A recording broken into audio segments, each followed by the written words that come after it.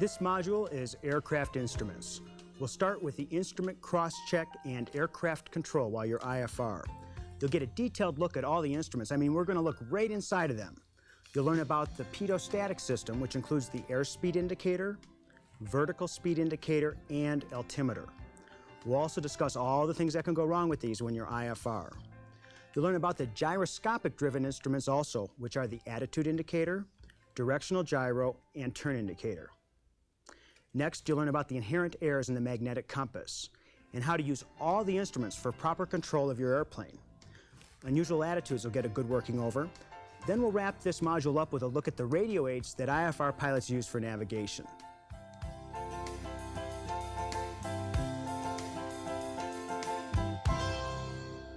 So far in your flying, you've used just your eyes looking out the window to determine where you are or where you have to go. But as an instrument pilot, in instrument conditions, you don't have that luxury.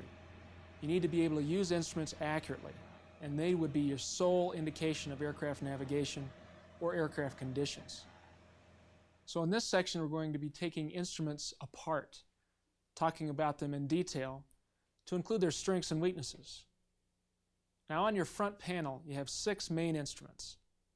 These are the airspeed indicator, the attitude indicator, it's also called the artificial horizon or vertical gyro, the altimeter, the turn and slip or turn coordinator, depending upon the age of the instrument, the heading indicator or directional gyro, and the vertical speed indicator, sometimes abbreviated VSI.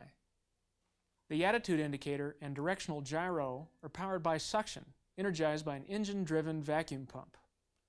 The turn coordinator is powered by electricity.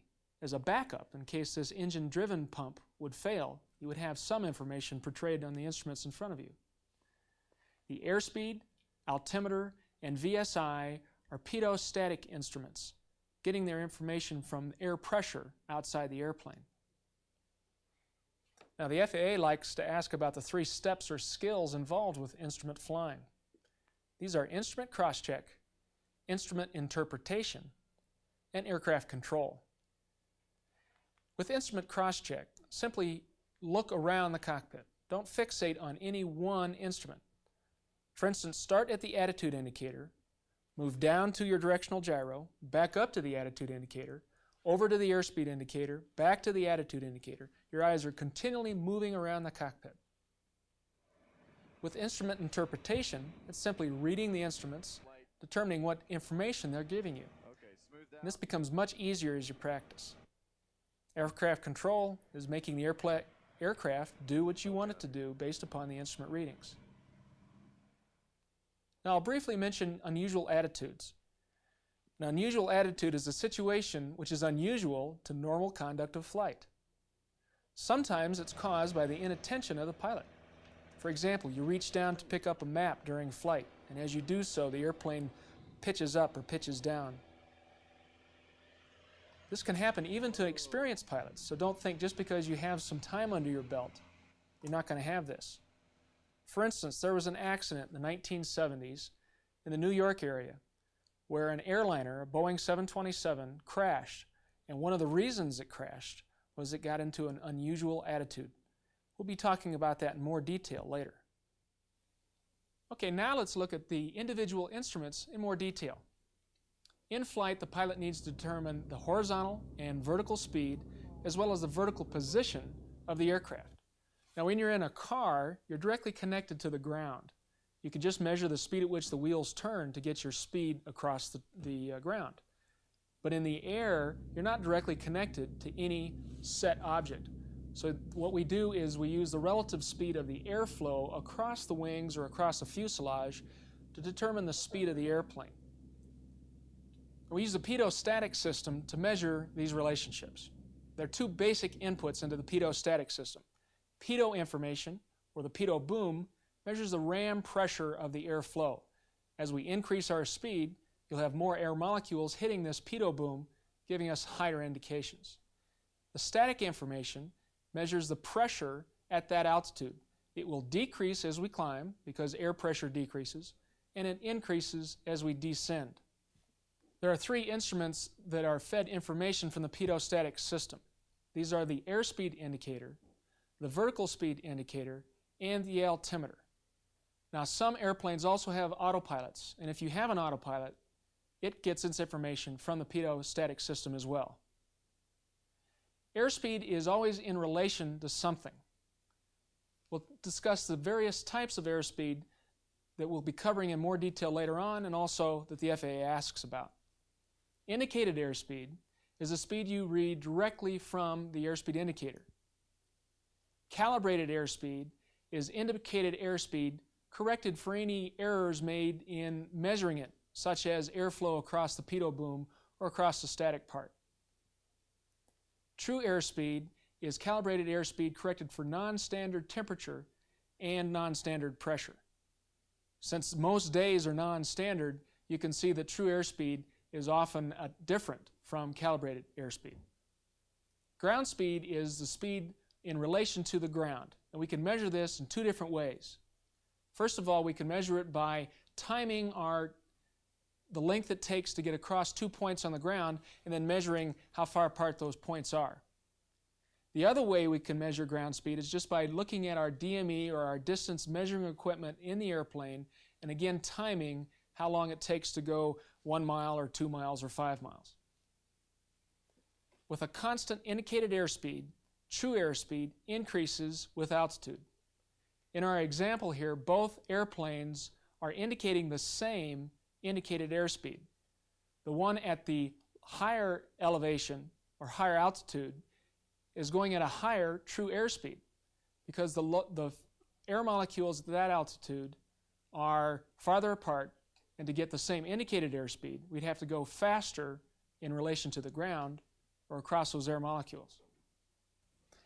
Here's a practical application of all that theory. For any takeoff, you're looking for a certain indicated airspeed to actually lift off or pull back on the yoke. At sea level, we're going to run down the runway until we see this indicated airspeed and then lift off. At a higher elevation, let's say 5,000 feet, we're looking for the same indicated airspeed, but our true airspeed will be greater since we're at higher altitude, so our ground roll will be greater. At an even higher altitude, let's say 10,000 feet, we're still looking for the same indicated airspeed for liftoff, but again our true airspeed is going to be even greater, giving us a much longer takeoff run than we would have at sea level. Now that we understand airspeed, let's see how the airspeed indicator gets its information from the pitot-static system. As you can see, the airspeed indicator is the only instrument fed by the pitot boom. All three pitot-static instruments get static information. The airspeed indicator compares the pitot information, or ram pressure, with the static pressure. You can see why it's important to always check the pitot boom and the static port on your walk-arounds for any obstructions or ice. Now, if the pitot only were blocked, the ram pressure would be basically zero, so your indicator would be reading basically zero, or at least a lot lower than it should be. If the pitot and drain hole were both blocked, now the ram pressure is blocked or stuck within the pitot-static system, and so the airspeed indicator would just be an altimeter with funny numbers. In other words, it would increase as your altitude increases and decrease as your altitude decreases, no matter what the airspeed is actually doing. And this situation caused the accident I spoke of earlier. An airline 727 on a charter was leaving the New York area, climbing up to travel to Buffalo to pick up a football team during the winter.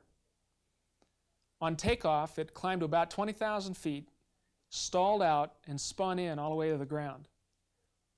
Just the three pilots were on board, but all three were killed. The reconstruction of the accident came up with the fact that they failed to turn on their pitot heat. So the pitot boom iced over in the winter environment. It was icy and overcast that day. The pitot boom and drain port were probably iced over. So the ram information going to their airspeed indicator gave only remember I said it turned the airspeed indicator into an altimeter with funny numbers? So as they climbed, their airspeed indicator was increasing, indicating that they were going faster. So they kept pulling the nose up to decrease that airspeed during the climb. They were light, and they're not normally light, so they figured, boy, this airplane really performs on a cold day when it's light. They kept pulling their nose up, climbing faster, airspeed kept increasing, until they got to the point where the airplane was actually in a stall, even though their airspeed indicator was indicating an overspeed. So this totally confused the pilots, and understandably so, and that's what caused the spin, the stall and the spin and the accident. So don't think just because you're becoming an instrument pilot, these sort of things will never happen to you, because they very well may, and in fact have, to very experienced pilots in the past. Let's look at the airspeed indicator now and see what colors will tell us about certain airspeeds. The white arc is the flap operating range. The green arc is the clean operating range. The yellow arc is the operating range in still air. Red line is the maximum allowable speed. VSO, or the stalling speed in landing configuration, is shown by the bottom of the white arc. VS, or the stalling speed with gear and flaps up, is shown by the bottom of the green arc. VFE is the maximum flap extended speed. That's shown by the top of the white arc. VMO is a maximum operating speed. You should only exceed this in calm air. It's shown by the top of the green arc. V&E is your never exceed speed, or red line. VA is a maneuvering speed. It's a maximum speed that full control forces may be used without danger to the airframe. It's not marked on the indicator with a color. It can be found in the operating manual and usually changes with the gross weight of the airplane. The altimeter is a second part of the pitot-static system. It has a movable dial located within what's called the Colesman window, so the instrument can be adjusted for the local altimeter setting. Pilots use the altimeter for two different reasons: as a reference to the ground or obstacles such as towers, and as a reference to other aircraft in the air. The second use may not be based on a precise distance from the ground, such as flight levels in the positive control area. To check the altimeter before takeoff, you dial in the given altimeter setting into the Colesman window, and then compare the indicated altitude with the actual field elevation. The two values must be within 75 feet. To give you a perspective of altimeter settings, first start with standard pressure, 2992 inches of mercury. That's the middle value that you'll probably see. High pressure goes up into the mid-30s range, such as 30.60, and low pressure stays in the 29 inches range. Even in extremely low pressure areas, such as is in a hurricane, you won't hear of pressure below about 2850. Now, just like there were different types of airspeed indications, there are different types of altitude as well. Indicated altitude is what you read directly off of your altimeter with the local correct altimeter setting dialed in. This assumes a standard pressure change with altitude. True altitude is indicated altitude changed for non-standard temperature. It's reference to actual sea level. Absolute altitude is what you would read if you had a radar altimeter. This gives you the height above the terrain that you're over. For instance, if you were flying at 4,000 feet above sea level, or MSL, mean sea level, above terrain that was 1,000 feet above sea level, your absolute altitude would be 3,000 feet. Pressure altitude is altitude that's referenced to an arbitrary datum plane. This has been chosen as 29.92 inches of mercury. This datum plane varies depending upon the day. It may be above actual sea level, it may be below actual sea level, or at sea level, depending upon the day. You use pressure altitude for charts and for the positive control area, for entering or referring to the positive control area. Density altitude is pressure altitude corrected for non-standard temperature. This is computed from your flight computer and used for entering the charts on your operating manual. The altimeter, remember, is hooked up only to the static pressure portion of the pedostatic system. Let's look at an altimeter to see how we actually read them. Most pressure altimeters have three hands. The hand with the triangle at the end of it points to 10,000ths of feet. The short hand points to thousands of feet, and the other long hand without the triangle points to hundreds of feet. And you read them in just that order. Start at the 10,000 foot pointer, next the 1,000 foot, and finally the hundreds. On the first example, we see the 10,000 foot pointer near zero, so we're going to be near sea level. The 1,000 foot pointer is pointing near 1, so we're going to be right around 1,000 feet. The 100 foot pointer is pointing at 880, since each little mark stands for 20 feet, or represents 20 feet. So this is indicating 880 feet, just below 1,000 feet. Let's look at another example. Here we see the 10,000 foot pointer between the 0 and the 1, indicating something under 10,000 feet, around 8,000 feet. The 1,000 foot pointer is pointing at the 8, so we're going to be reading around 8,000 feet. The 100 foot pointer is between the 8 and the 9, or 880 feet. Now this would not be 8,880 feet because the 1,000 foot pointer would be almost to the 9. So this is 7,880 feet. Another example. The 10,000 foot pointer is between the 1 and the 2, over 10,000 feet, not as much as 20,000 feet. The 1,000 foot pointer is between the 2 and the 3, so it's going to be between 12,000 feet and 13,000 feet.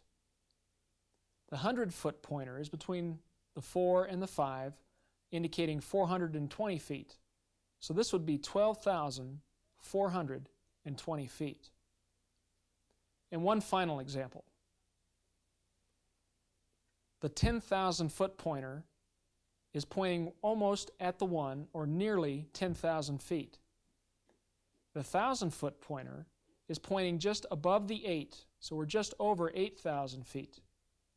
Now it's difficult to see, but the 100 foot pointer is directly superimposed over the 10,000 foot pointer. So you're just over 8,000 feet and not quite as far as 8,100 feet, or 8,080 feet. 8080 would be what you'd read off of this altimeter. Obviously, altimeters are sensitive to pressure fluctuations, but they're also sensitive to temperature fluctuations. And you cannot correct for temperature fluctuations with an altimeter. So you need to remember the high to low, look out below warning. If you're moving from a relatively high temperature area to relatively low temperature area, you're going to be lower than your altimeter is indicating. So just watch out for being close to the ground. When you change the setting in the Colesman window, the altimeter reading changes. Notice that when you increase the altimeter setting, the altimeter increases. When you decrease the setting, the altimeter decreases. That fact will help us to answer an FAA question.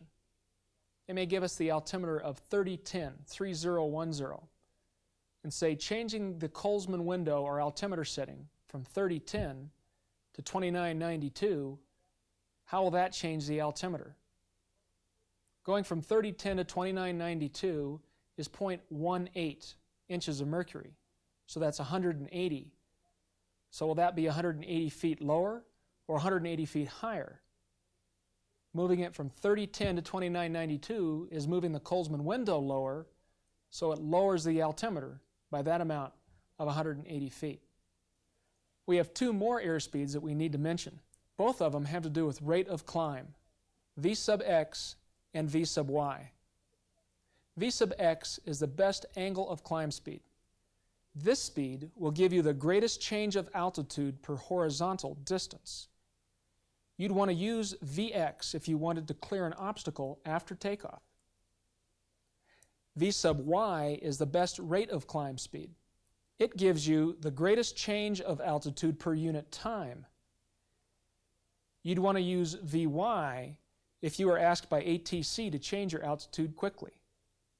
Now, if you get confused between V sub x and V sub y, just remember that x has more angles than y, so V sub x is your best angle of climb speed. V sub y is your best rate of climb speed. Now we'll move to the vertical speed indicator. This is the third of the pedostatic instruments. It, like the altimeter, is fed from only the static vent. The instrument measures the rate of change of ambient pressure and shows us that change in hundreds of feet per minute. The instrument has a lag in the information it displays. Or in other words, if you descend in an airplane, it won't show up on the VSI for several seconds. So you don't want to use the VSI as your primary instrument. Bring it into your cross-check and then back out to the other instruments. Also, you want to check the VSI on taxi-out. Obviously, on the ground, you're not climbing or descending. The VSI should be 0. If it reads something other than 0, let's say 200 feet per minute climb, just take that as your 0 point for the remainder of the flight and then write it up when you get back.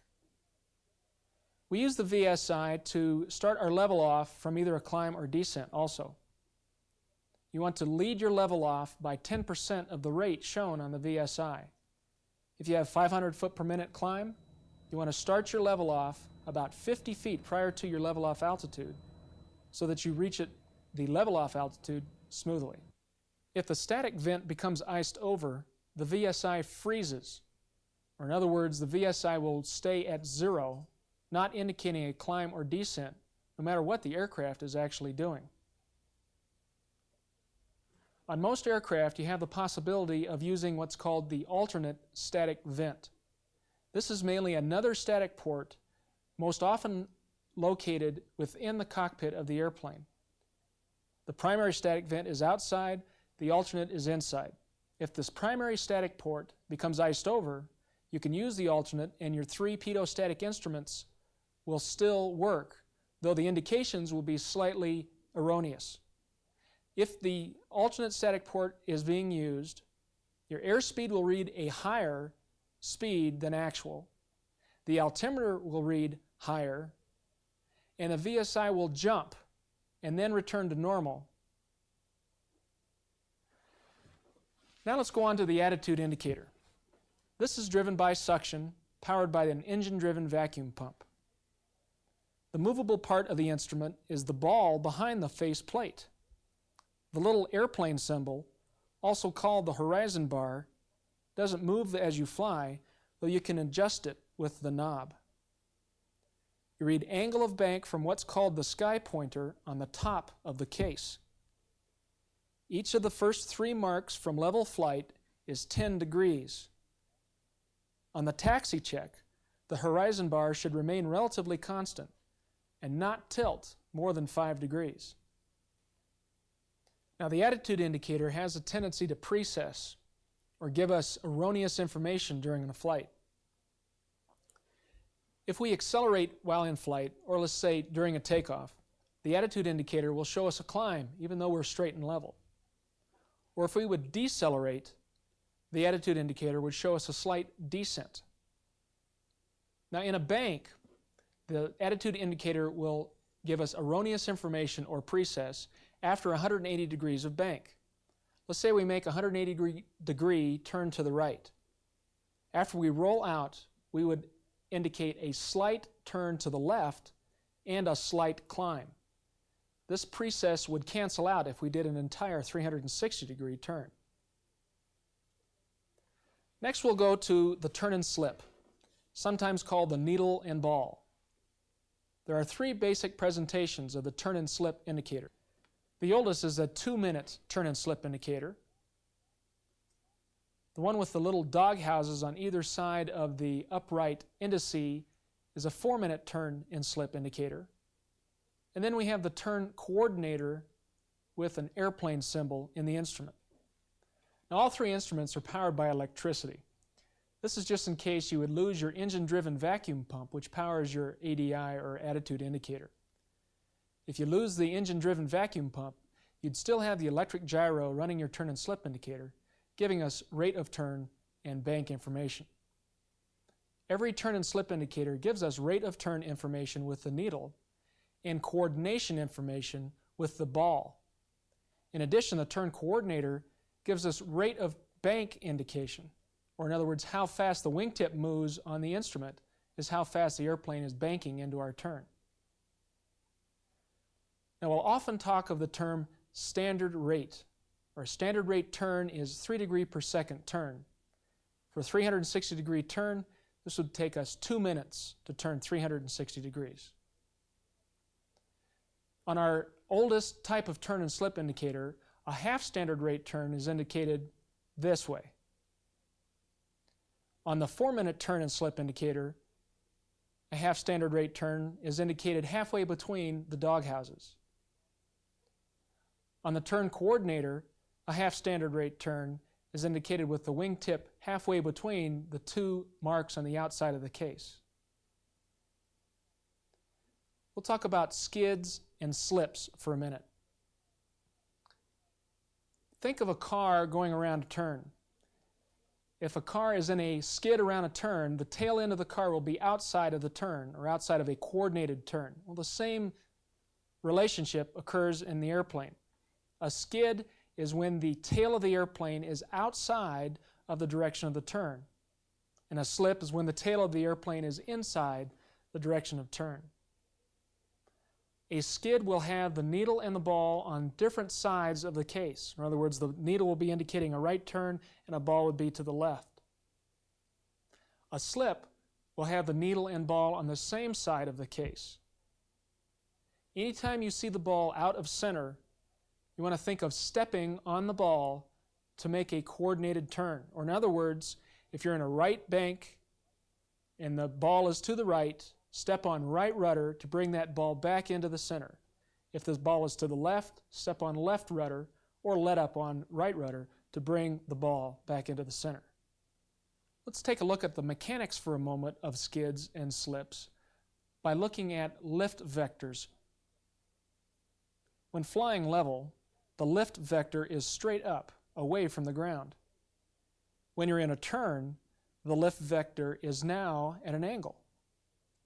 The aircraft is kept aloft by the vertical component of this lift vector and turned by the horizontal component. A centrifugal force vector acts in the direction opposite of the horizontal component. In a coordinated turn, the centrifugal force vector and the horizontal lift vector are of equal size. When one gets to be greater than the other, a skid or a slip develops. The directional gyro is the last of the 6 primary instruments found on your panel in front of you. The DG, or heading indicator, is the other vacuum-powered instrument along with the attitude indicator. You set the DG just before takeoff by comparing it with a magnetic compass. You should also compare it often with the mag compass in flight, since it drifts from headings and needs to be corrected. Since the mag compass has a lot of errors and lags, the DG takes away some of these errors and makes for a better working tool. Speaking of the mag compass, let's look at it now. The magnetic compass points to magnetic north, not true north. True north is the actual North Pole, and charts are referenced to this. The magnetic North Pole is several hundred miles from the true North Pole and is in fact moving constantly. At a certain point on the ground, the angular difference between magnetic and true north is known as variation. The lines you see on charts connecting equal variation are known as isogonic lines. When the engine is operating and all the electrical equipment is on, these items create small magnetic forces that cause the compass to read slightly wrong. This is called magnetic deviation. Your aircraft should have a card on board listing the deviation, and it needs to be determined with all normal equipment operating. On your taxi check, the magnetic compass should indicate known headings. Since runways are magnetically aligned, this is an excellent opportunity to check the magnetic compass just prior to takeoff. Now, I mentioned a couple of errors associated with the mag compass. The two main errors found with the magnetic compass are acceleration error and northerly turning error. Acceleration error occurs when you're heading either east or west. And just remember the acronym ANDS, A-N-D-S. Accelerate north, decelerate south. When you're heading on an east or west, or heading in an east or west direction, and you accelerate the aircraft, the magnetic compass will indicate a turn to the north. Or if you decelerate, the magnetic compass will indicate a turn to the south, even though the airplane is not actually turning. Northerly turning error occurs when you're heading either north or south. If you're heading north and you begin a turn to the east, as your nose actually goes through 010, 020, 050, and so on, the magnetic compass will lag that indication. And in fact, as you start your turn to the right or east, the mag compass will actually indicate a turn to the left. In other words, it will go from 360 or 000 for north to 350 to 340, and then it'll start catching up with you. As you pass through east, it will read 090, so it will be correct when you pass through east. Now, when you're heading south, the magnetic compass leads the indication.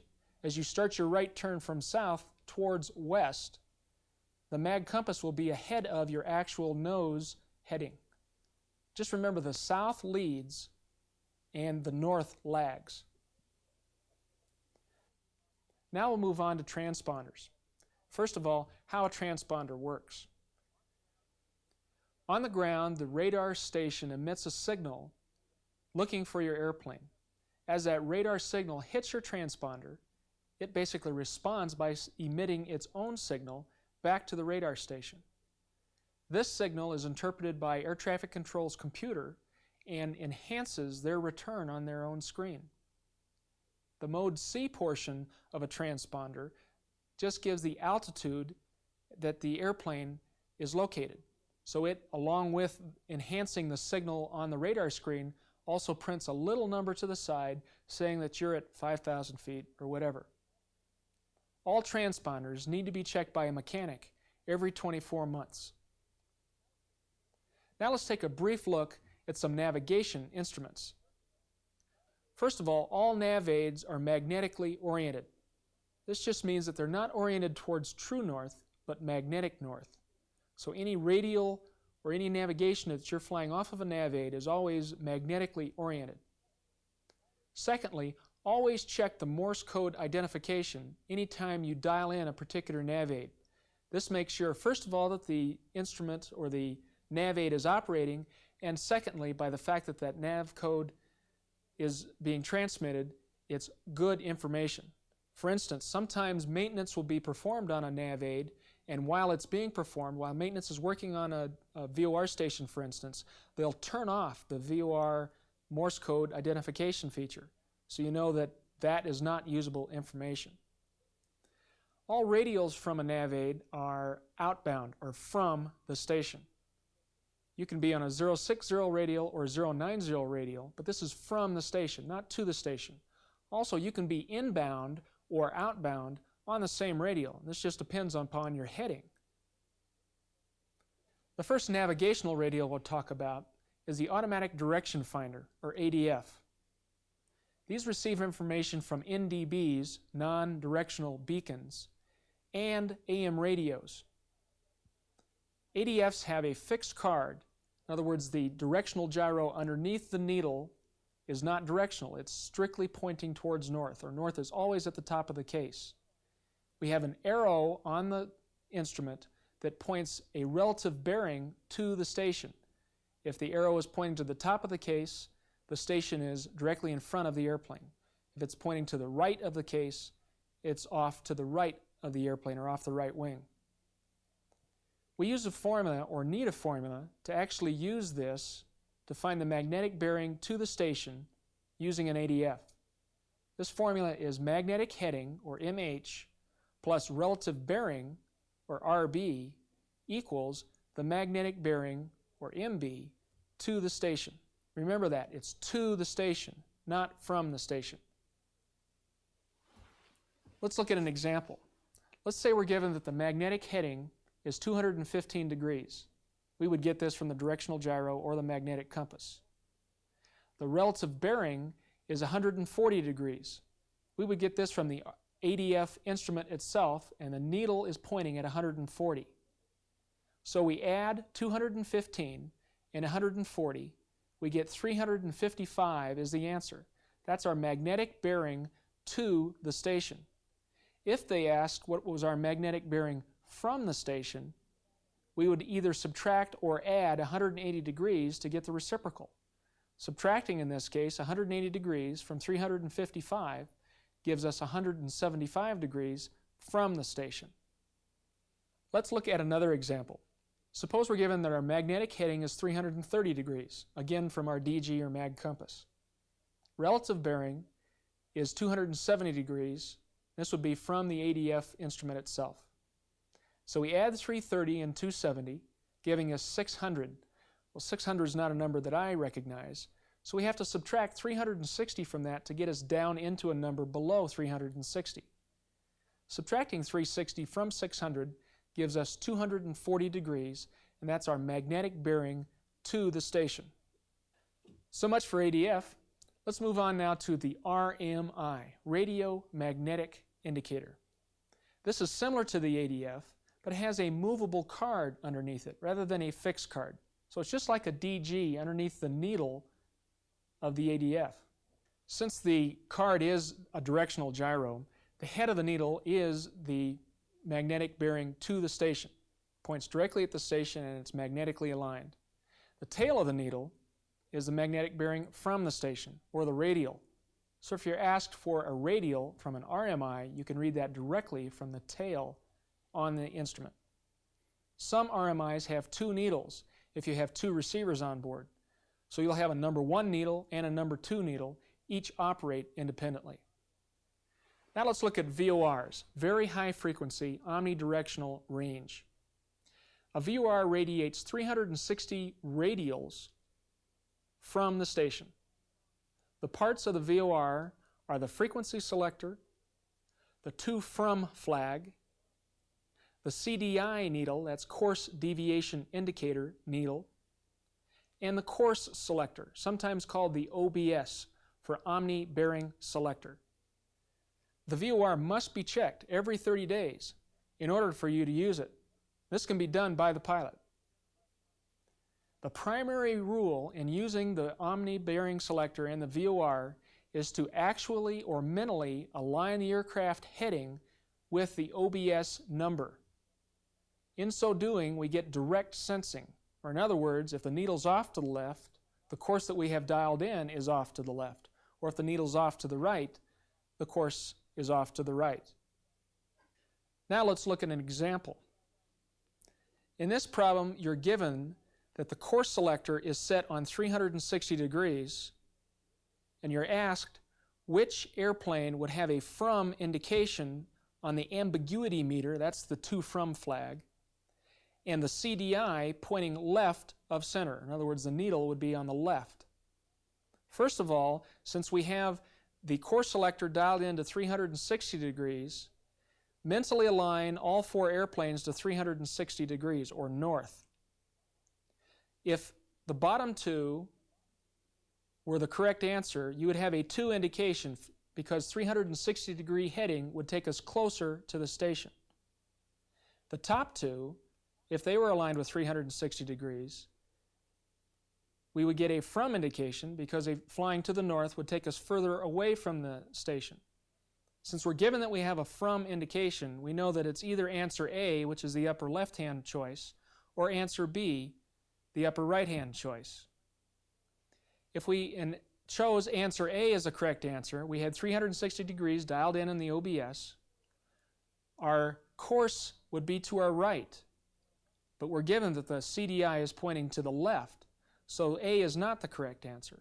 Therefore, it must be B. If we were at airplane B, we're heading 360 degrees, we had 360 dialed into our OBS, we would have a from indication, and the needle would be left of center. So that's the correct answer of this problem. Next, we'll move to the HSI, Horizontal Situation Indicator. For those airplanes that have an HSI, this replaces your directional gyro.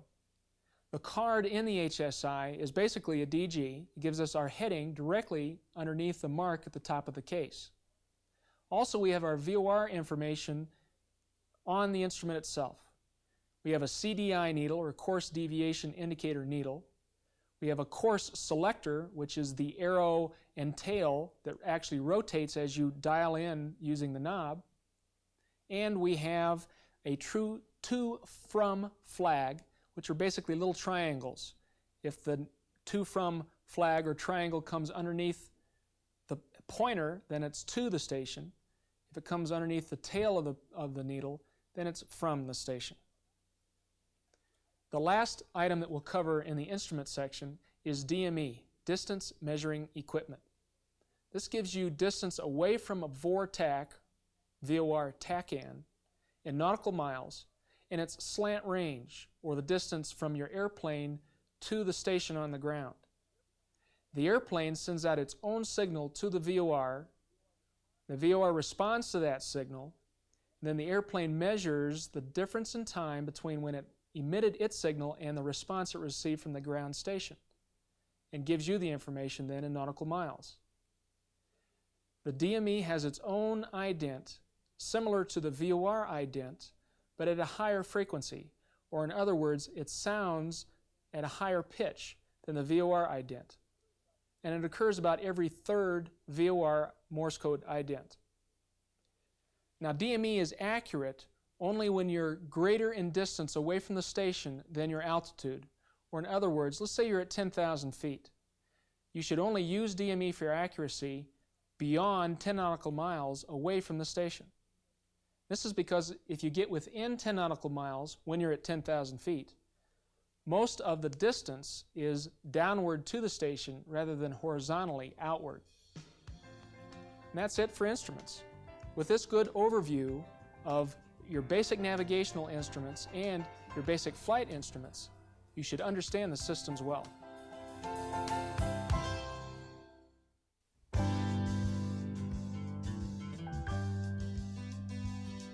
Let's open our books to page 1, question 1001, or question number 1.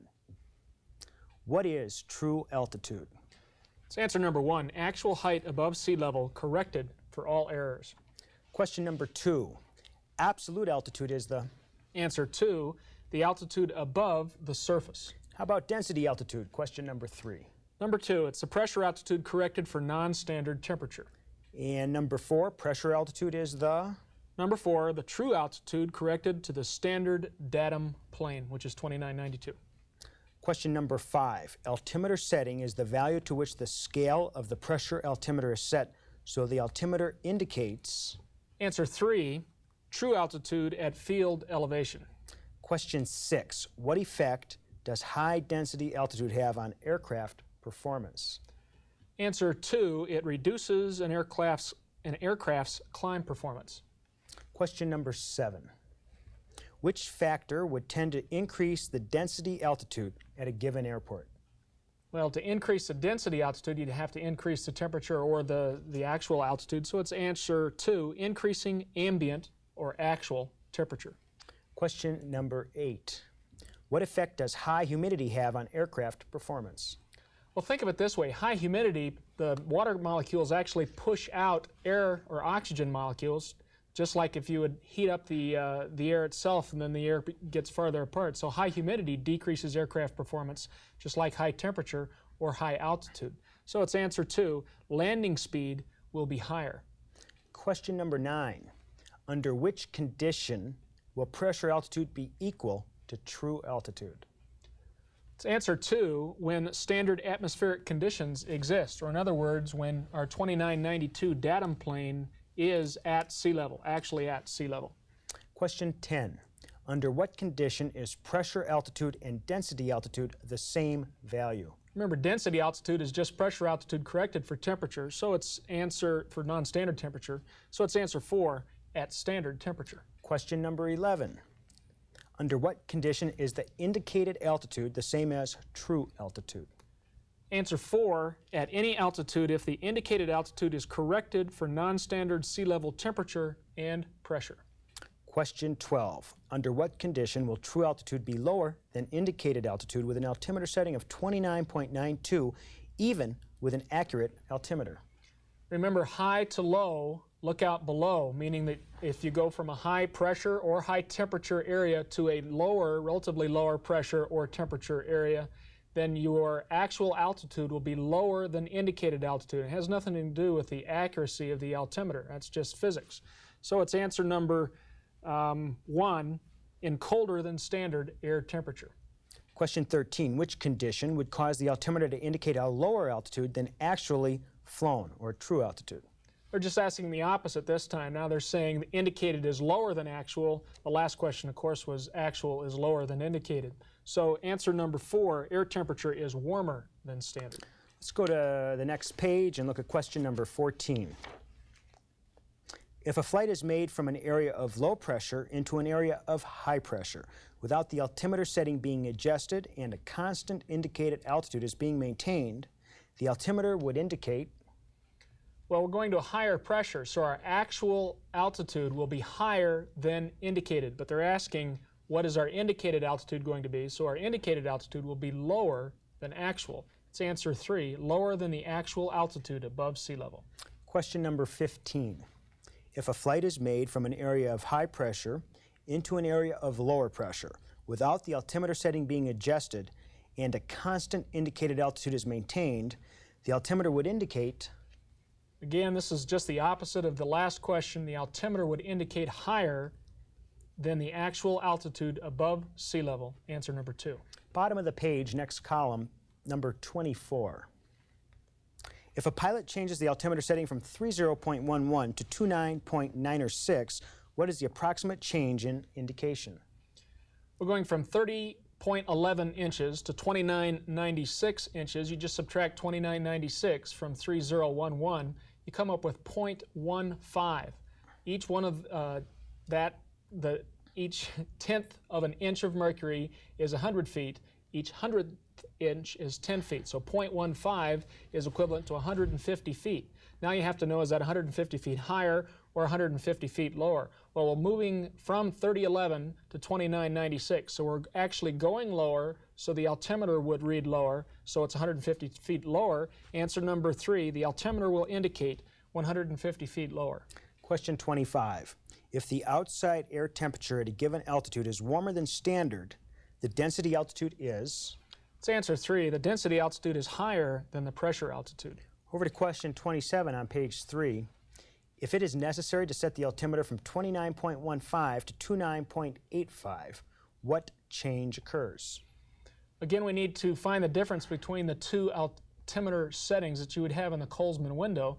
2915 to 2985 inches of mercury is 0.70. Again, each tenth of an inch of mercury is 100 feet. Each hundredth of an inch is 10 feet, so 0.70 is equivalent to 700 feet. Now again, is it 700 feet lower or 700 feet higher? Well, going from 2915 to 2985, you're rising. You're going upwards. If you had an altimeter in front of you, you'd actually be moving that Colesman window upwards from 2915 to 2985, so it would be 700 feet higher. So it's answer 2, a 700-foot increase in indicated altitude.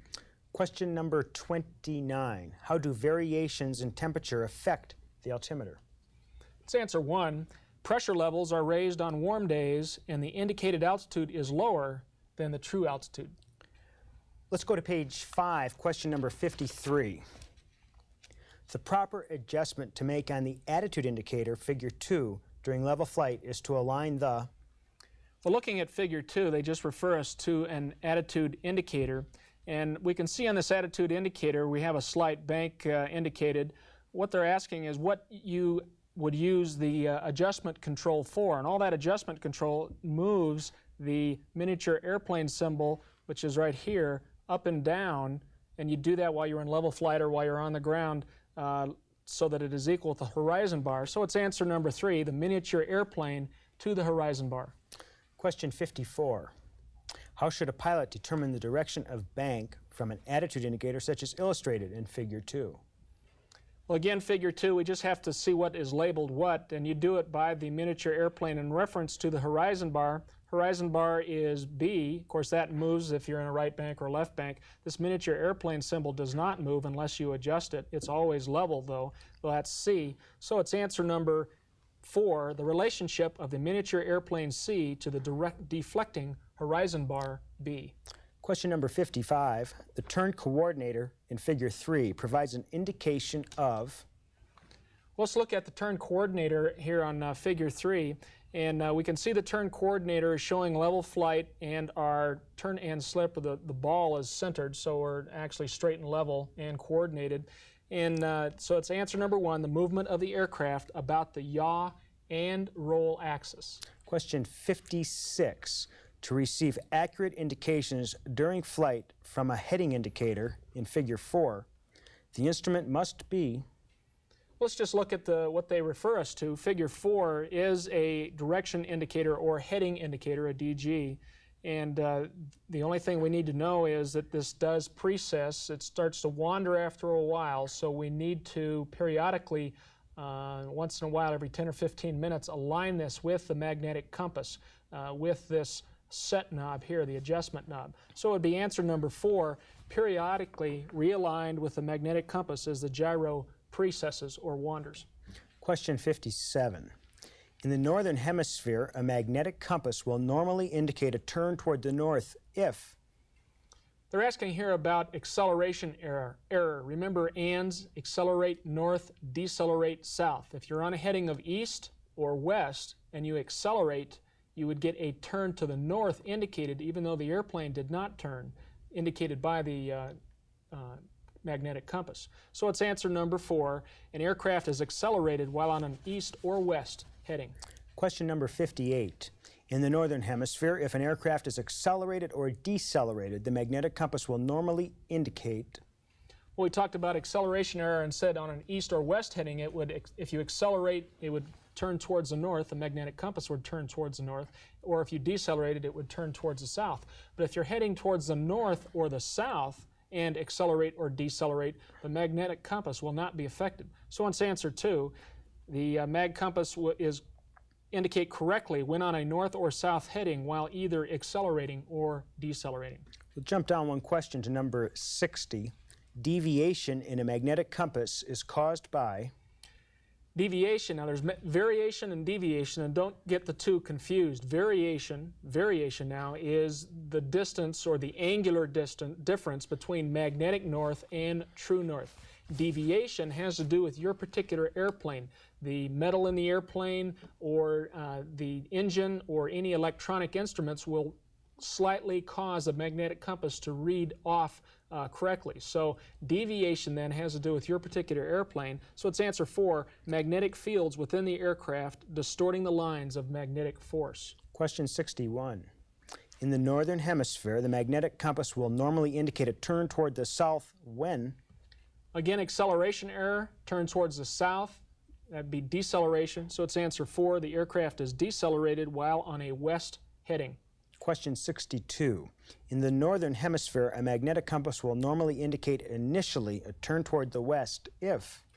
We're not talking acceleration error now. We're talking about if you're on a north or south heading and you start a turn to the right, let's say, the magnetic compass would lag. Remember, I shouldn't say north or south. It's the north lags, the south leads. So if you're heading north and you initially start a turn towards the right or towards east, initially the magnetic compass will indicate a turn to the left or lag, go behind the airplane. If you're heading south and initially start a turn towards the right, in this case west, then it would lead. In other words, the magnetic compass would create or indicate a greater turn towards the west than the airplane is actually doing. So with that information, then we'd answer 62 with answer number 2.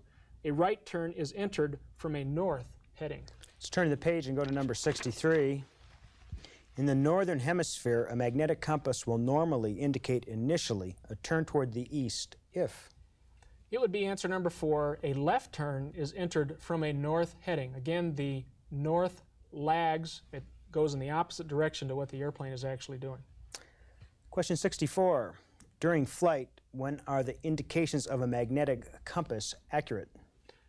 And this is really the limitation of the magnetic compass and why we have a directional gyro or heading indicator on board. It's answer number 1, only in straight and level, unaccelerated flight. Question 65. Refer to the color-coded markings on the airspeed indicator in Figure 5. What is the normal flap operating range for the airplane? Let's look at Figure 5, and we see a color-coded airspeed indicator. The white band is the flap range, so that's what they're asking for. They're asking for the normal flap operating range, and that is the white band. So to read this, this would be 60. You don't know if it's 60 knots or miles per hour. It kind of looks like miles per hour. That would be underneath the hand here, but it would be just above 60 to just right at 100. So say 61 to 100, and our answer is answer number 1, 60 to 100 miles per hour. Question 66. Refer to the color-coded markings on the airspeed indicator in Figure 5. What is the caution range of the airplane? Again, same figure that we'll refer to. The caution range, just like in traffic signals, is yellow. So that is just above 160. This would be 170, 180, so that's 165 miles per hour up to the top of the yellow band, which is, here's 200. This would be 210. So we're something more than 205, let's say about 208. So it's answer number 3, 165 to 208 miles per hour. Question 67. The red line on an airspeed indicator means a maximum airspeed that... Again, Figure 5, red line is shown right here, and that's the maximum airspeed that you want to operate the airplane, and that would be answer number 4, should not be exceeded. I'd like to point out how they come up with the red line, or the VNE, the never exceed speed. What they do on I know a general aviation aircraft, is they put the aircraft in a dive with a test pilot, and they wait till they get flutter, where the aircraft structure, because of imbalances, actually starts to shake. And they take that speed and they back it off 10%, and that's how they come up with never exceed speed. Amongst us instructors, we consider that red line to be something we don't even want to get near in older airplanes. An airplane has thousands of hours of flight instruction, and the integrity of the structure is not what it is when new. That's a speed you want to stay away from. And Jeff's going to get more into that. Question number 68. The pitot system provides impact pressure for only the... Remember, the pitot static system has 3 instruments: airspeed indicator, altimeter, and vertical speed indicator. But the pitot information of the pitot static system only goes to the airspeed indicator. So that's answer 4, the airspeed indicator. Question 69. Refer to the airspeed indicator in Figure 5. The maximum speed at which the airplane can be operated in smooth air is... They're asking really for red line there, and there would be the same answer as before, 208 miles per hour, answer number 4. But we just talked about we wouldn't do that. Question number 70. Refer to the airspeed indicator in Figure 5. Which of the color-coded markings on the airspeed indicator identifies the never exceed speed? Well, this is the third question about the same thing. It's the red line. It's answer 4, the red radial line. Question number 71. Refer to the airspeed indicator in Figure 5. Which color-coded marking identifies the power-off stalling speed in a specified configuration? Well, in the specified configuration, they're talking clean there. And so what is the bottom of the clean range? That would be the green arc, the bottom of the green arc, and it looks right at 65 miles per hour. So it's answer number, where were we? 71. That was 71. Okay, so it's answer 3, lower airspeed limit of the green arc. Question number 72. Refer to the airspeed indicator in Figure 5. What is the maximum flaps extended speed? Well, that's the top of the white arc. Remember, the white arc is a flap extended range. So the top of the white arc, we've already answered this also, is 100 miles per hour, and that's answer number 2. Question 73. Refer to the airspeed indicator in Figure 5. Which of the color-coded markings identifies the normal flap operating range? I don't need to talk about this. It's the white arc, answer number 3. Question 74. Refer to the airspeed indicator in Figure 5. Which of the color-coded markings identifies the power-off stalling speed with the wing flaps and the landing gear in the landing configuration? Well, in the landing configuration, normally you're going to have flaps. So when they're talking about the landing configuration, that is the bottom of the white arc. And that's answer number 4, lower airspeed limit of the white arc. Question number 75. Refer to the airspeed indicator in Figure 5. What is the maximum structural cruising speed? Let's look at Figure 5 again. Maximum structural cruising speed, what they're really asking for is the top of the green arc. So that would be, again, 165 miles per hour, answer number 2. Question 76. What is an important airspeed limitation that is not color-coded on airspeed indicators?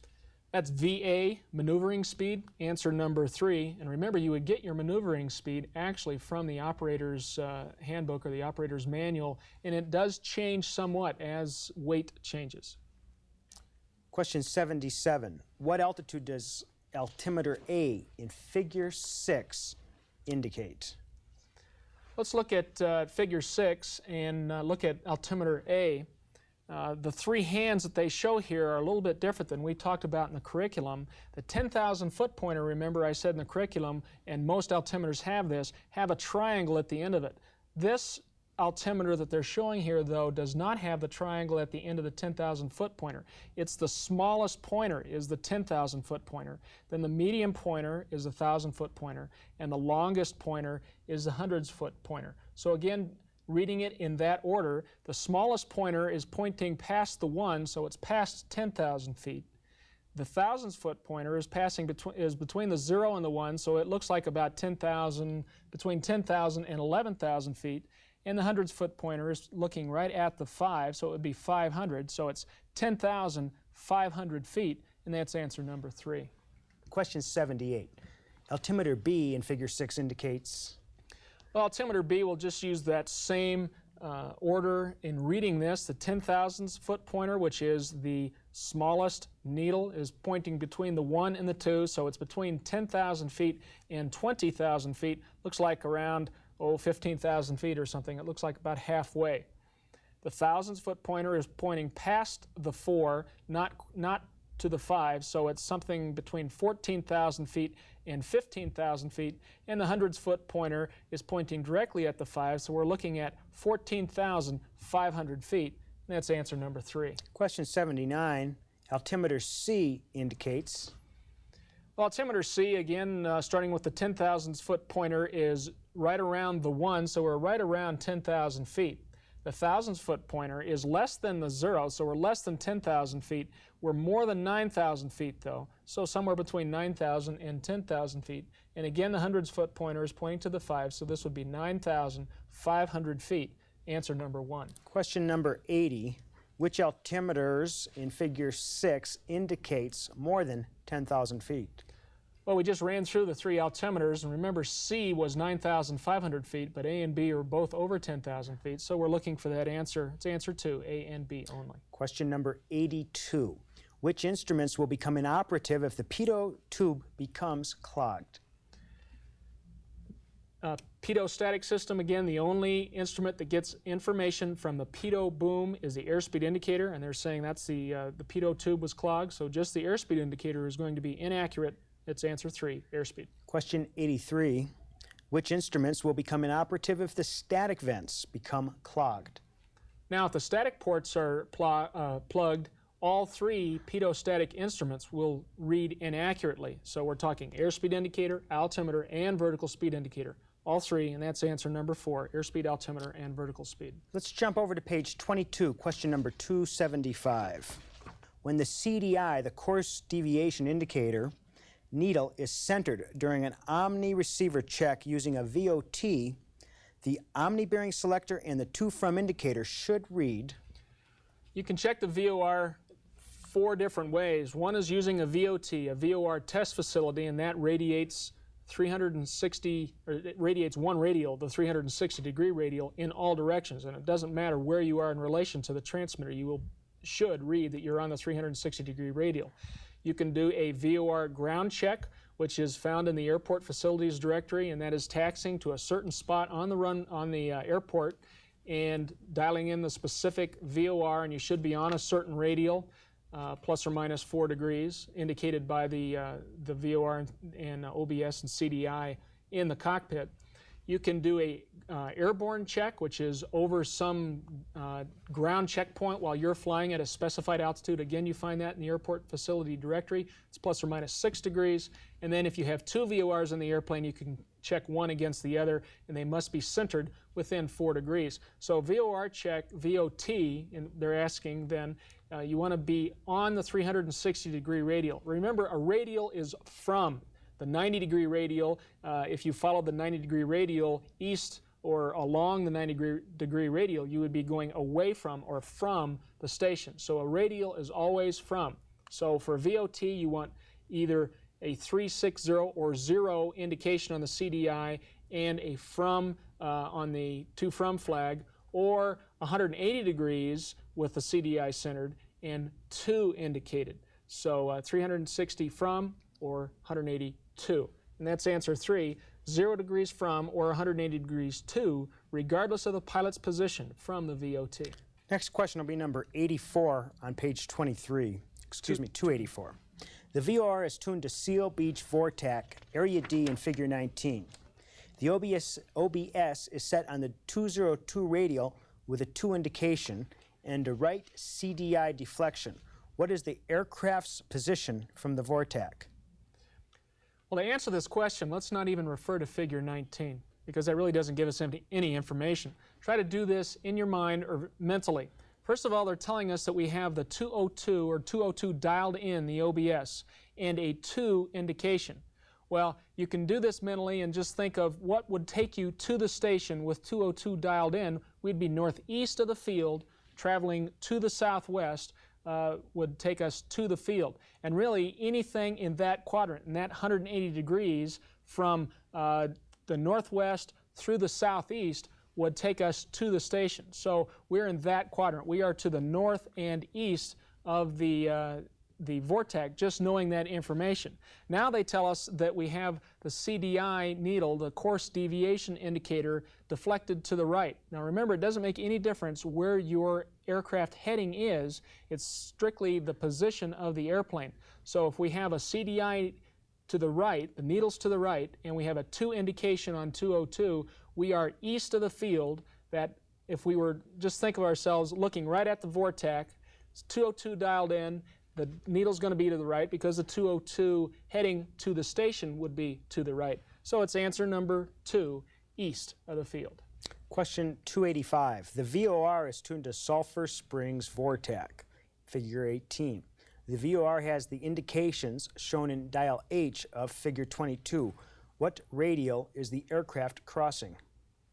Again, we can answer this question not referring to the Figure 18, but we do need to refer to Figure 22. Let's look at dial number H, which is the face of an VOR, of an OBS. We have 210 dialed in. That's what is this top marker here. The CDI is centered. In other words, the course deviation indicator is centered, and we have a 2 indication. Now remember, a radial is from, so we're not on the 210 radial. We're actually on the 030 radial, which is down at the bottom here. So we're on the 030 radial. That's answer number 4, 030. Question 286. The VOR is tuned to Jamestown VOR, and the aircraft is positioned over the town of Wimbledon, Figure 13, Area C. Which VOR indication in Figure 22 is correct? Well, we need to refer to Figure 13 to find where Wimbledon is in reference to the VOR. So let's look at Figure 13, and Jamestown VOR is down here, Wimbledon is right here, And with our plastic overlay, what you need to do is just draw a line from the VOR up to the town of Wimbledon, and where it crosses the compass rose, and that is magnetically oriented, where it crosses the compass rose will tell us what radial we're actually on. Well, here's the 030 radial. 020 radial would be here, so we're something less than 025. We're on the 024 degree radial. So knowing that information, now we turn to figure 22 to find out which one of these VOR indications are correct. And we want to find something that tells us that we're on the 024 degree radial. Well, if you look at figure 22, everything is either has 210 under that top indice or 030 under the top indice. So let's look for something that has 030, which is going to be close to 024, and the CDI should not be centered. It should be off one way or another. And when we do that, if we look at F here, we have 030 and a from indication, and that would be correct. 030 would take us away from the station, and the CDI is just slightly to the right, so the 024 degree radial would be to the left, or the 030 radial would be to the right of the 024 radial, which is what we're on if we're over the town of Wimbledon. So it's answer 3, OBS F. Thanks, Jeff. Seems like you're having fun with that one. Question number 287. All the remaining instrument questions deal with the VOR and ADF, so we'll keep going on these. Number 287, the VOR is tuned to Sulphur Springs Vortex in figure 418. The VOR receiver has the indications shown in dial A in figure 22. What is the aircraft's position from the station? Let's look at dial A and get some information from that. Again, we're not going to refer to figure 18. We'll just see what we get from the dial, from the OBS dial. We have 030 dialed in, and we have a 2 indication. Well, if we're 0302, that means a 030 heading would take us closer to the station, so we're either to the south or southwest or west of the field. So knowing that information, we need to look at where the CDI needle is. Now the CDI, course deviation indicator, is off to the left. If we were to the southwest of the field, 030, that CDI would be centered. If we were to the west of the field, that CDI would be to the right, meaning that we would have to turn to the right to get to that radial. If we're to the south of the field, the CDI needle is to the left. So that's telling us that we are south of the field, and that's answer number 3, south. Question 288. The VOR is tuned to Sulphur Springs Vortex, figure 18. The VOR receiver has the indications shown in dial C in figure 22. What is the aircraft's position from the station? Again, I'm not going to refer to the chart, just to the OBS dial on figure 22. Let's look at C. First thing I notice is 030 is dialed in, and I don't have a to or a from indication. That tells us one of 3 things. I'm either over the field, or I'm crossing from an area that is to the station, going to an area that is from the station with 030 dialed in. So I'm either to the northwest of the field, to the southeast of the field, or vortex in this case, or I'm over the station. Well, the only choices are they don't have anything that's over the field. So I'm either on the 300 degree radial, or I'm on the 120 degree radial. In other words, adding 90 degrees to 030, I'm either on the 120 degree radial, or I'm on the 300 degree radial. And the only choices are number 2, on the 120 degree radial. Thanks, Jeff. Question 289. The VOR is tuned to Elizabeth City VOR, and the aircraft is positioned over Faribi Private Airport, figure 14, area C. Which VOR indication in figure 22 is correct? Let's look at figure 14 to find out what they're talking about relationship-wise, this Freebie Airport from the vortex. Here's the vortex in area C, and the Freebie, or whatever, Faribi Airport is just to the northeast, and it's right on the compass rose, so we don't even have to draw a line in this case to find out what radial you were on. There's north, 010, 020. We're right on the 030 radial. So that's telling us that we should see that on our OBSs. So now we turn to figure 22 to find out which one of these choices is telling us that, that we're on the 030 radial. Well, if we look around, we'll find either choice B or choice H shows that we're on the 030 radial. 210 is dialed in on choice H with a 2 indication. If we were heading 210 to the southwest and we were actually on the 030 radial, we would have a 2 indication and the CDI would be centered. So that's one choice. And again, I said another choice would be B, but they don't have B as one of the 4 possible selections, so H is the answer, number 4. Next question is number 291. We're going to start the questions on the ADF now. You'll not see this probably as a private pilot. Most trainers are not equipped with it.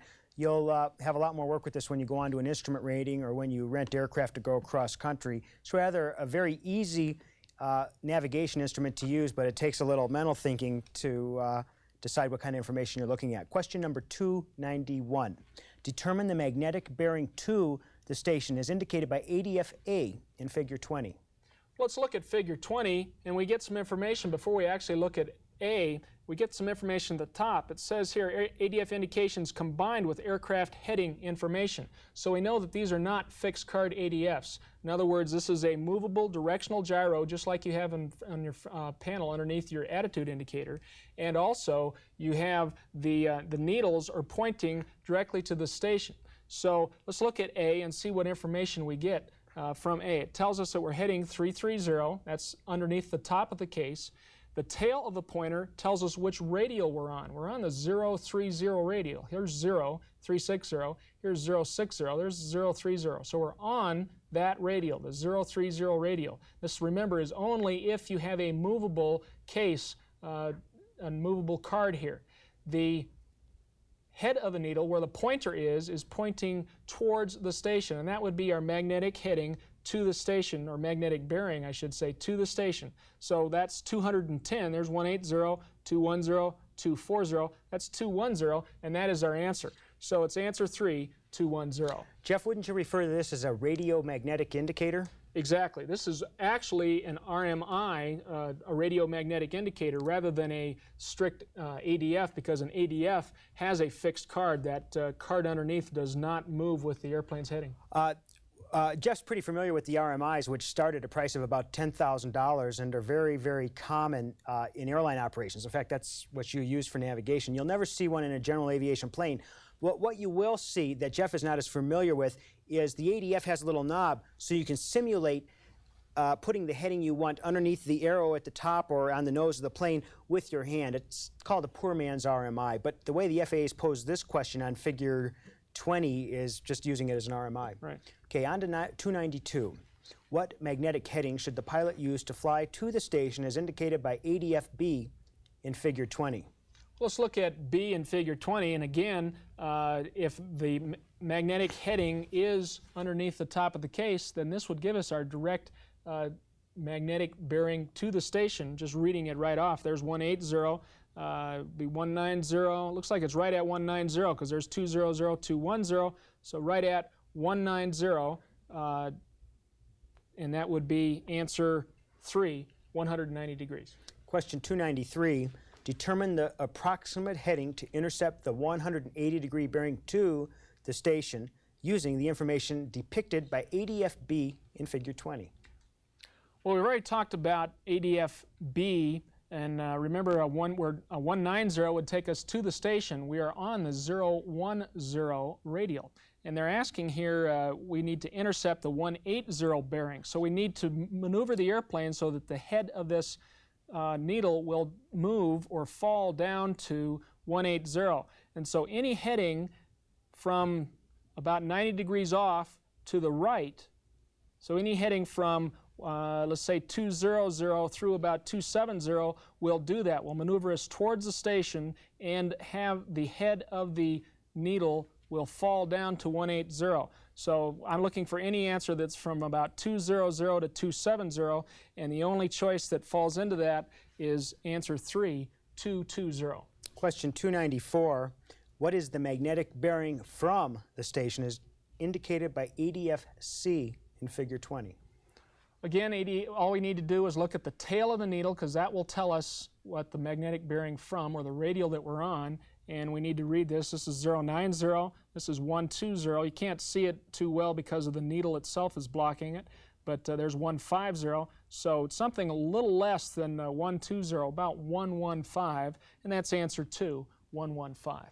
Question 295, which ADF indication in Figure 20 represents the aircraft tracking to the station with a right crosswind? Well, let's think about it for a minute. If we're tracking to the station and we don't have any wind, the needle would be directly at the top of the case. If we had a right crosswind, we'd have to maneuver our nose a little bit into the wind, because that's trying to blow us to the left, and as we maneuvered into the wind or turned right, that needle, instead of being right in front of us, would be off to our left a little bit. Or conversely, if we had a left crosswind and we maneuvered our nose into the wind a little bit to keep us on track, the needle would be a little bit to the right of the top of the case. So again, they give us that we have a right crosswind. So instead of being right at the top of the case, we have to maneuver to the right. The needle is going to be slightly left of the top of the case, and of the 4 choices, answer D is the one showing that the needle is slightly left of the top of the case, so it's answer number D, answer 4. We've left a few of these questions unanswered in this presentation, so that when you do your sample exams, you'll have a chance to work a couple of these without us having coached you on it, without Jeff having coached you. Question 297. What is the relative bearing to the station depicted by ADF-A in Figure 20? Now, the first time I read this question, I actually read it wrong. I read magnetic bearing to the station, but if you see that they're actually asking for the relative bearing to the station. When they ask that, directly in front of you would be 0, directly off your right wing would be 090, directly behind you would be 180, and directly off your left wing would be 270. So knowing that, we just look at A. So this would be 0 if the needle were pointing straight up. It would be 180 if it were pointing straight down, but it's pointing over here to the left and behind us. So we start at 180 and we just count all the way up until we reach where the needle actually is. So it'd be 18, 19, 20, 21, 22, 23, 240. So that's our relative bearing, 240. Knowing that, it's answer 3, 240 degrees. Question 298. What is the relative bearing to the station depicted by ADF-B in Figure 20? Same preliminary. We know that 180 is behind us, 270 is to our left. So looking at B, 180, now we're not right on a tens at the bottom of the case. It looks like it's about 5 here. So that would be 180, 190, 220, 200, 210, 220, and 230, and then one more, 1/2, 235. So that's what we have, 235. That's answer number 2. Question number 300. Refer to ADF dial L in Figure 23. The relative bearing to the station is? Okay, this is a fixed card ADF now. We have 0 at the top of the case. So we know that all we have to do is read what's underneath the needle on a regular ADF to find our relative bearing to the station. So that's what they're asking for. There's 300, there's 330, 310 will be just left of the needle, and 320 will be just right, so it's 315. It's answer 3, 315. Question 301. Refer to ADF dial M in Figure 23. The relative bearing to the station is? Again, just read what's underneath the head or the tip of the needle, and if we look at M, we find that it's off our right wing. See, it's flat on this side, so it's not off our left wing. That's pointing to the right. And when we do that, that's right off our right wing, so it's 090, and that's answer number 1. Question 303. Refer to ADF dial O in Figure 23. On a magnetic heading of 320 degrees, the magnetic bearing to the station is? We're going to use, to answer this problem, we're going to use a formula, and I'll show you in just a minute. The formula is magnetic heading, which I abbreviate MH, magnetic heading plus relative bearing, I abbreviated RB, equals our magnetic bearing to the station. So we need to find our magnetic heading and we need to find our relative bearing to answer this question, because they ask for the magnetic bearing to the station. Well, they give us that our magnetic heading is 320, so we just have to find out what our relative bearing is. Looking at dial O, we see that the needle is pointing right down here between 210 and 240, and if you read that counted, it's right at 225. So with that information, I just wrote down our formula of magnetic heading plus relative bearing equals magnetic bearing to the station. We were given 320. The magnetic heading is 320.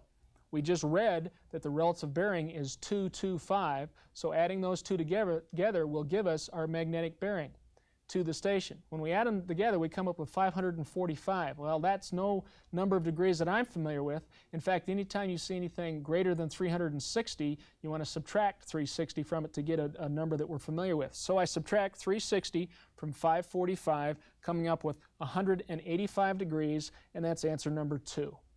Question number 304, refer to ADF dial P in figure 23. On a magnetic heading of 035 degrees, the magnetic bearing to the station is? Well, let's again look at what they're telling us. They're saying that our magnetic heading is 035, so that's one thing that we know. So we just have to find out our relative bearing to come up with a magnetic bearing to the station. If we look at dial P, we see that the needle is pointing to the top of the case. So our relative bearing is 0, 360 or 0.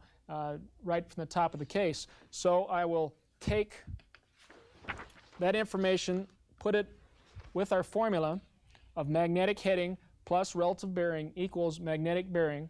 035 was given as our magnetic heading. Our relative bearing was 0 from the ADF case, and adding those two together will give us our magnetic bearing to the station. 35 plus 0 is 35, so that's 035, and that's answer number 1. Question 306, refer to ADF dial Q in figure 23. If the magnetic bearing to the station is 240 degrees, the magnetic heading is?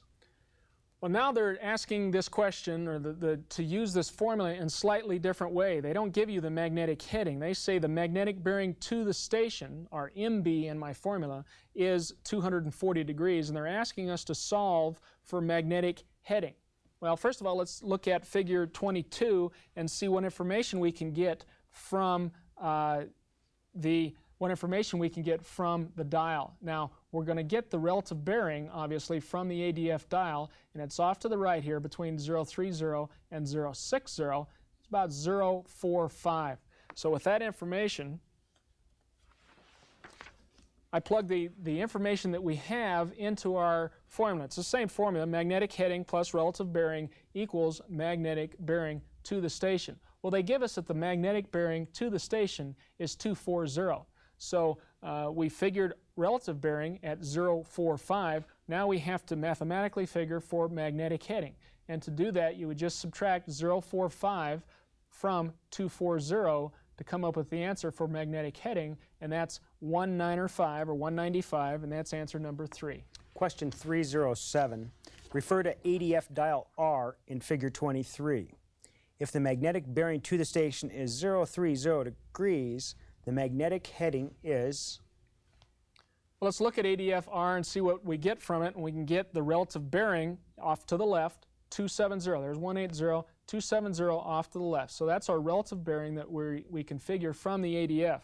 So I can use that information plus what we're given in the problem to fill out the rest of this problem. Again, the same formula, magnetic heading plus relative bearing equals magnetic bearing to the station. We just figured that relative bearing is 270, and that magnetic bearing to the station we're given in the problem is 030.